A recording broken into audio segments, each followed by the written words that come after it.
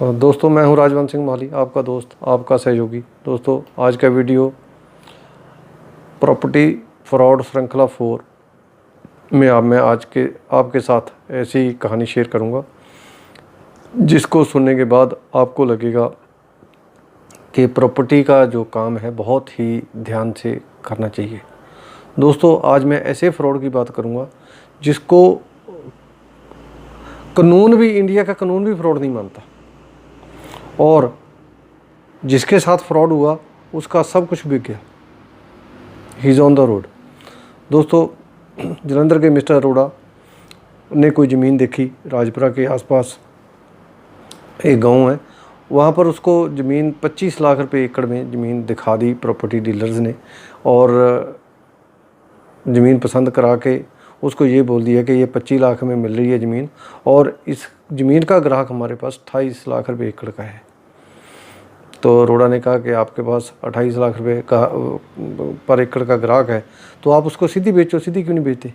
वो कहते जी, यदि हम पार्टी को सीधी ज़मीन बेच देंगे तो उसको पता लग जाएगा कि हमारा 3 लाख रुपए का इसमें डिफरेंस है रेट में, और जो इसमें सेलर है, जो विक्रेता है, तो वो हमें प्रॉपर्टी क्यों देगा वो, और ख़रीदार भी उसमें हमें इतना रेट में हमारे साथ सौदा नहीं करेगा।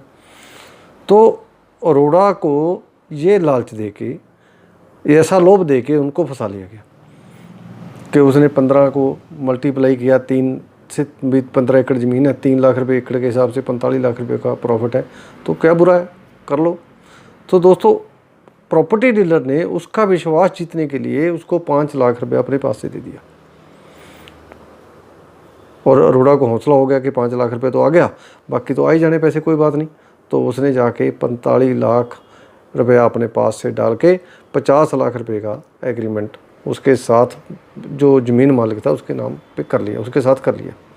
तो दोस्तों, उसके बाद फिर क्या हुआ, अरोड़ा 2 दिन, 4 दिन, 10 दिन इंतज़ार कर रहा है कि आ जाए, हमारे पास जल्दी आए पैसे, हम एग्रीमेंट आगे कर लें। तो दोस्तों, वो रोज़ उनको फ़ोन करता है प्रॉपर्टी डीलर को कि आप भी हमारा ये 28 लाख रुपए वाला गाहक जो जल्दी लाओ। तो वो रोज़ बहाना, कोई ना कोई बहाना मारते हैं कि वो जो ग्राहक था उसका जो रिश्तेदार है पीजीआई में सीरियस है, वो 2, 4, 5 दिन लगेंगे, 10 दिन लगेंगे। ऐसे ही करते करते 15 दिन निकल गए, महीना निकल गया, 2 महीने निकल गए, 3 महीने निकल गए। तो अरोड़ा ने 50 लाख रुपया दिया हुआ है, और ये ज़मीन की कीमत यदि हम 25 लाख रुपए पर एकड़ समझें तो ज़मीन की कीमत 3 करोड़ 75 लाख रुपए बनती है। मिस्टर अरोड़ा के पास इतने पैसे नहीं थे, तो जब प्रेशर हुआ तो वो घूमते घुमाते मोहाली भी आ गए। तो मोहाली मेरे को मिले कि सर, आज जी आप ज़मीनों का काम करते हो, हमारी ये ज़मीन निकला लो, किसी को बिकवा दो या आप ले लो। तो मैंने जब ज़मीन का उसका गांव का नाम पूछा तो गांव का नाम ये है। तो मैं उसको कहा, अरोड़ा साहब, इस ज़मीन का रेट ही 18 लाख रुपए, आपने 25 में कैसे ले ली? कहता है जी, छोड़ो 25 लाख रुपए को, मेरे पास 28 लाख रुपए की सही पड़ी है। मैं कहा कितनी पड़ी है? कहता है जी 5 लाख रुपए। मैंने कहा बस 5 लाख ही आएगा, इससे ज़्यादा नहीं आएगा आपके पास। कहता क्या मतलब? मैं कहा मतलब ये ज़मीन 18 लाख रुपए वाली ज़मीन आपको 25 लाख रुपए में, पंजाबी में बोलते चेप दी गई है, आपको आपके ऊपर थोप दी गई है कि ये लो पकड़ो, ये ज़मीन आपकी होगी।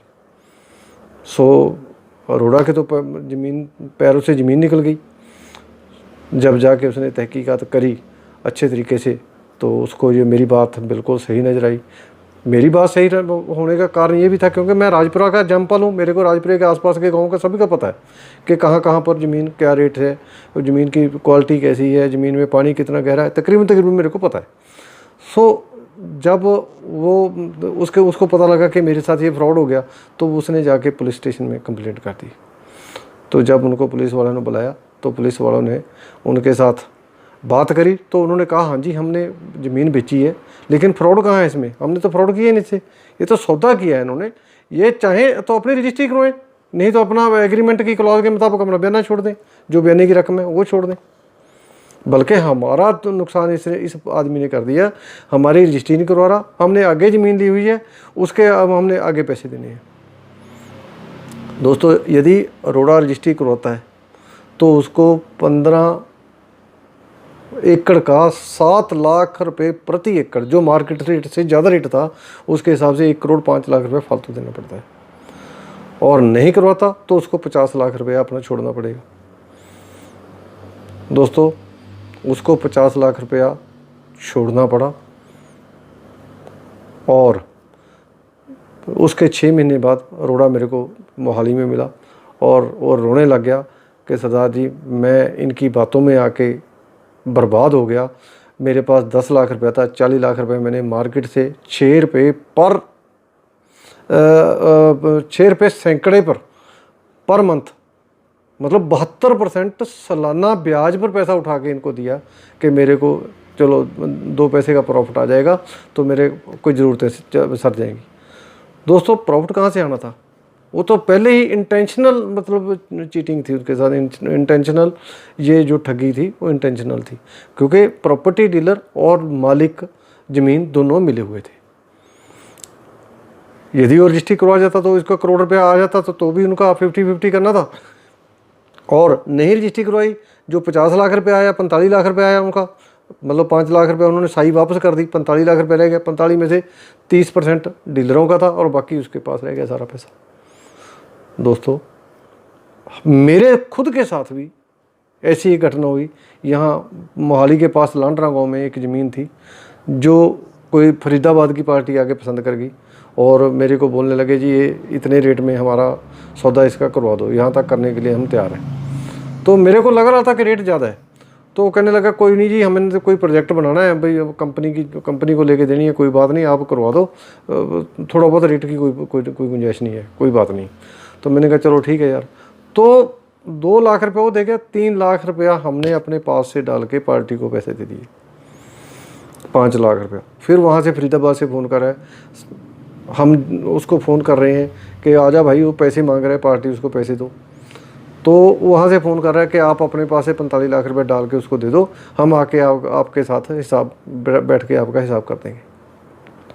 दोस्तों, दाल में कोई काला काला नज़र आना शुरू हो गया।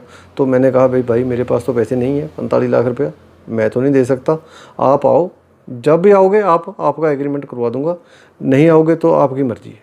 तो दोस्तों, वो नहीं आया, 2 लाख रुपया वो अपना छोड़ गया, 3 लाख रुपया हमारे पास से चला गया 5 लाख। मेरे को बाद में पता लगा कि दोनों, जो मेरे को 2 लाख रुपये दे के गया और ज़मीन बेचने वाला, दोनों आपस में दोस्त। वो 3 लाख रुपए का उन्होंने फिर आपस में, मतलब उसको हो गया, आपस में बंटवारा कर लिया उन्होंने। और यदि हम 45 लाख रुपये और दे देते तो हमारा 45 लाख रुपया और डूब जाना तय था। सो दोस्तों, जब भी आदमी डूबता है, जब भी आदमी का नुकसान होता है, लालच की वजह से होता है।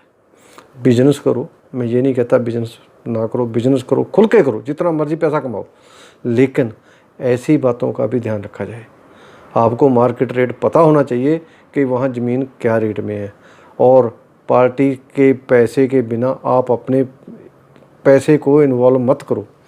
ऐसी कोई इन्वॉल्वमेंट आप कर लोगे तो आपको परेशानी आएगी। दोस्तों, आज की वीडियो में इतना ही।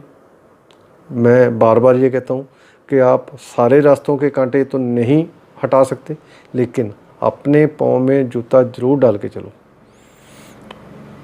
सो दोस्तों, मिलता हूँ जल्दी एक नई वीडियो के साथ। Thank you very much.